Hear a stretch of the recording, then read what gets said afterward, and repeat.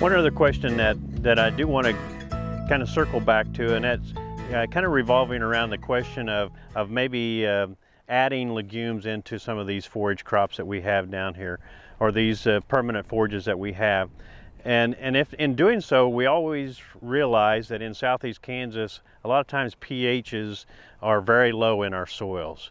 And we know that many legumes really struggle when pH gets extremely low in certain soils. How do you work around that? I mean, are there things that we can do? Are there things that we should avoid when it comes to adding legumes into something, or a soil or types of soils that have really low pH? You know, said this once, I'm going to say it again. Get your soil test, know where your pH is, and apply your appropriate lime. I mean, that's still your number one. We are starting to get more folks looking at liquid lime because we are unfortunately have a little bit of shortage of lime spreaders availability.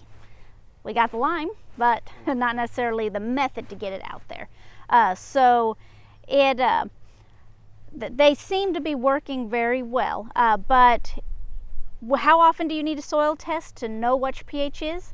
We still recommend every 3 years. Go ahead and do that every 3 years to be able to know what you need. And we do have some issues with getting some legumes growing, and that is primarily due to that. So that's one of my first ones. The other one is when you're trying to establish your legumes, and hopefully you're using like frost seeding techniques or something like that, but you have to think about growth competition.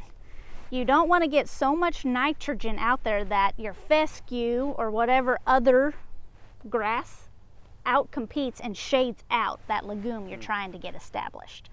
And so a lot of the guys who have a good legume established in their pasture, I'd said we'd put out, roughly 40 pounds of nitrogen in the spring. They might drop that down to 20 or 15 pounds of nitrogen to let those legumes contribute the nitrogen, but also not be outcompeted.